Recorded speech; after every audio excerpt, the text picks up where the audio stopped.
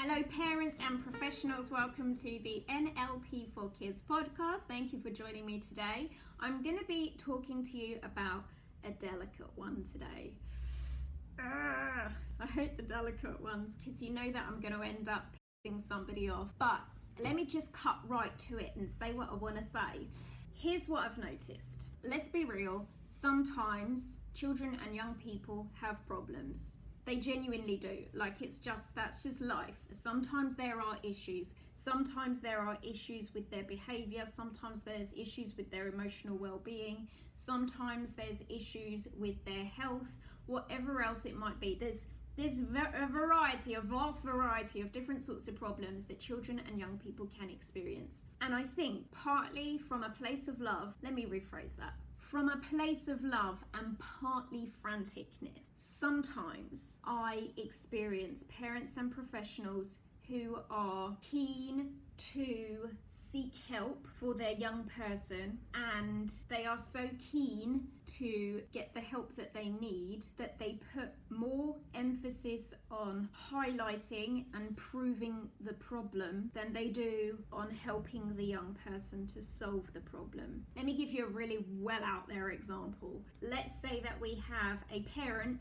who suspects that their child has ADHD, and they get the feeling that they're not being taken seriously, so they fill their kid up with Haribo and cans of Coke, and then it's like, it's just like setting off the atomic bomb, and they're like, see, now look what's happened. Sometimes I notice it in classrooms where, again, there's perhaps a young person who's particularly disruptive. Maybe the teacher suspects that they're on the spectrum in some way, and to help highlight their point, they maybe would allow them to sit with people that they know are going to push their buttons and that it's going to end up causing disruption, so that they can prove the point of, see, I told you there's something wrong, now look at what's happened. And whilst I respect and fully appreciate the need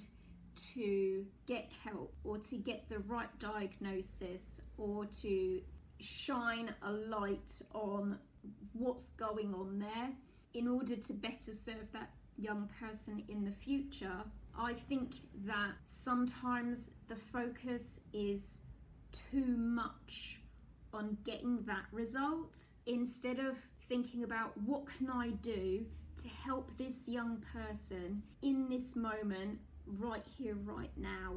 Does that make sense? My suggestion is that we flip it, and that instead of putting all of our focus and energy into proving that there is a problem, and we know that there's a problem, we actually put that on the back burner a little bit, and instead we make our priority, how do I best serve this young person? Because even though there's something going on for them, something that I can't reach, something that I can't adjust myself, something that I possibly don't have the skills to help them with, even though I know that I cannot access and resolve that problem for them, how do I make their situation the most comfortable? How do I make it so that they have the best possibility to achieve in spite of those challenges? How do I make that my priority while still developing whatever evidence I might need to prove that there's a problem, while still capturing an insight into whatever it is that isn't completely right for them? How do I be the most creative I can be to help them overcome their problem, rather than making my focus about seeking a solution to the problem? I know you think I've lost my mind here, but I believe that sometimes we are overusing labels. I think that sometimes we are too quick to identify a problem, and when you have successfully achieved that label, when you have successfully identified the problem, it doesn't make the problem go away. The problem's still there. And this is part of why I think it is so much more important that the priority is, how do we overcome the problems that we're seeing here, rather than how do I prove that this problem exists. If we can put our efforts and our energy into, right, where do I need to sit her so that she doesn't wind people up or wind herself up during the lesson today? If I make my priority, how do I change his routine so that he gets more sleep,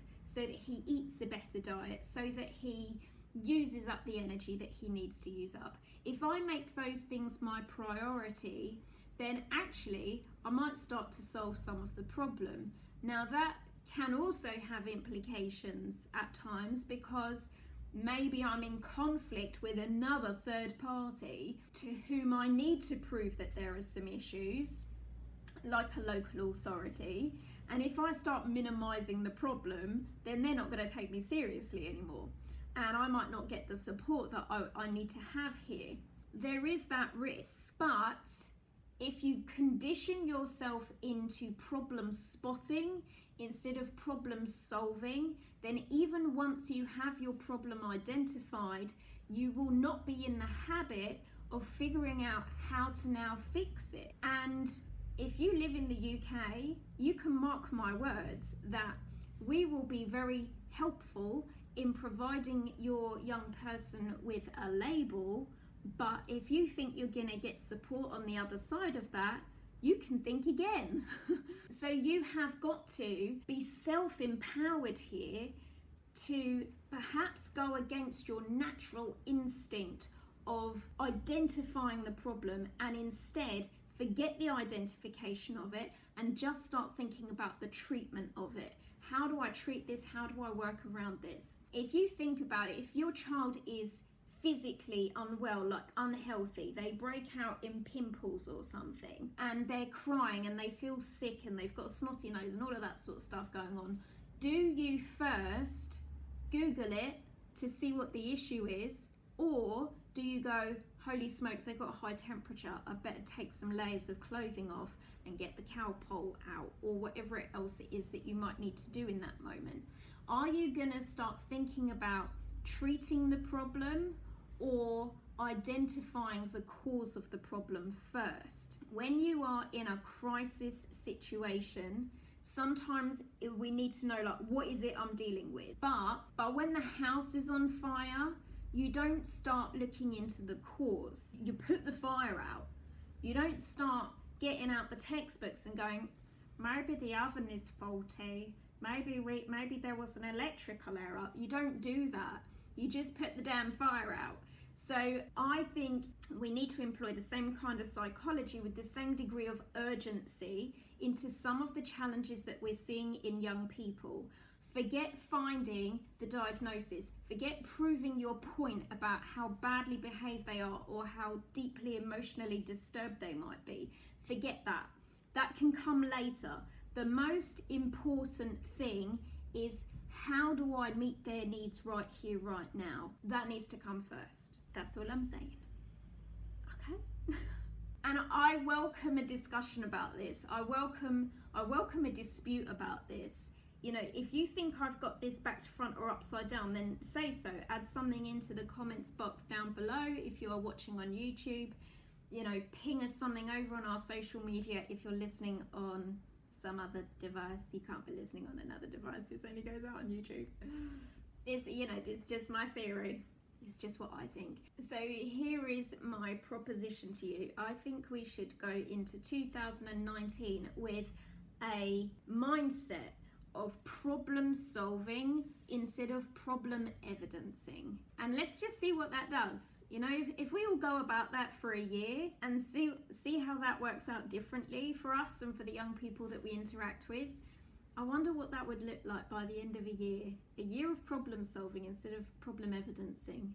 Are you up for the challenge? All right, thank you so much for watching, everyone. If you enjoyed this video, then please go ahead and hit the thumbs up button. If you're not already subscribed to the channel, you can do so by clicking the red subscribe button and click the notifications bell too, so that you get notified the very next time I upload a video.